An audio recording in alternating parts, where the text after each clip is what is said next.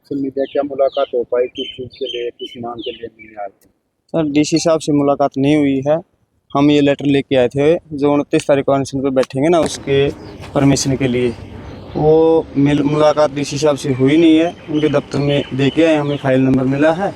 और चाहे परमिशन मिले या नहीं मिले, मैं 29 तारीख को डीसी ऑफिस के आगे अनशन पे ज़रूर बैठूंगा, क्योंकि ये बेटी की न्याय की लड़ाई है और मैं इसके लिए पूरा संघर्षरत हूँ। संजय जी, काफ़ी पंचायतें हो चुकी हैं, आंदोलन हो चुका है, क्या लगता है न्याय मिलेगा? बिल्कुल मिलेगा जी न्याय। न्याय के लिए लड़ाई लड़ रहे हैं, पंचायतें कर रहे हैं। और ये कोई छोटी बात थोड़ी ना है कि हम एक बेटी के साथ इतनी नाइंसाफ़ी हुई और हम न्याय के लिए भी ना लड़ें। अब जो आपका अनशन होना उसको लेके कौन कौन लोग शामिल होंगे इसमें, क्या किसी से उसमें मैं तो अपने विवेक से खुद अपनी बेटी के न्याय के लिए अनशन पे बैठ रहा हूँ। पूरा समाज अपनी इच्छा से, अगर उस बेटियाँ बहन बेटियाँ तो सबकी है, वो आएंगे तो अच्छी बात है। अगर कोई नहीं भी आएगा तो भी हम क्या ज़बरदस्ती थोड़ी ना किसी को अनशन पे बैठाएंगे या बुला के लेंगे। निमंत्रण दिया गया, क्या उम्मीद है कितने लोग आने वाले हैं? निमंत्रण तो ये नहीं है कि किसी की शादी रखी हुई है जी कि निमंत्रण देंगे। ये तो एक बेटी की न्याय की लड़ाई है, इसमें सर्व समाज का काम है, सारा मिलके आए, सहयोग करें। सीबीआई जांच में अभी तक क्या कोई बातचीत नहीं? जांच में तो जी काफ़ी कुछ है, मगर अफसर बता तो नहीं रहे, खुलासा नहीं हो रहा, इसलिए तो दिक्कतें आ रही हैं।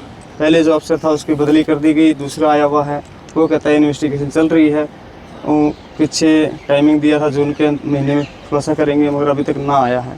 इस करके मजबूरी हमने अमन अनशन के लिए सोचा है कि हम बेटी की न्याय की लड़ाई के लिए अमन अनशन रखेंगे।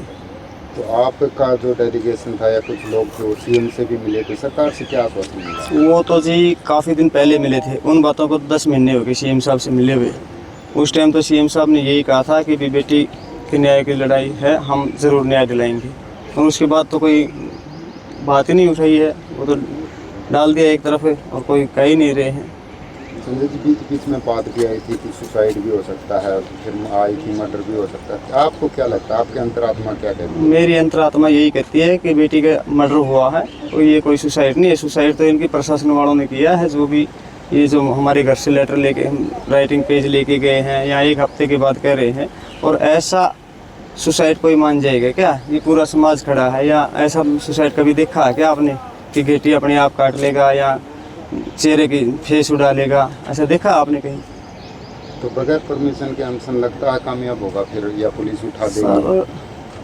ऐसे तो हो नहीं सकता। हमने ज्ञापन के जरिए भी दिया था, आज हम एक परमिशन लेने आए हैं, वो देंगे या ना देंगे वो तो इनकी इच्छा है जी, और हम तो यहाँ ज़रूर बैठेंगे। अगर परमिशन नहीं मिलती तो क्या करेंगे? बिल्कुल परमिशन मिले या नहीं मिले, मैं अनशन पे ज़रूर बैठूँगा 29 तारीख को।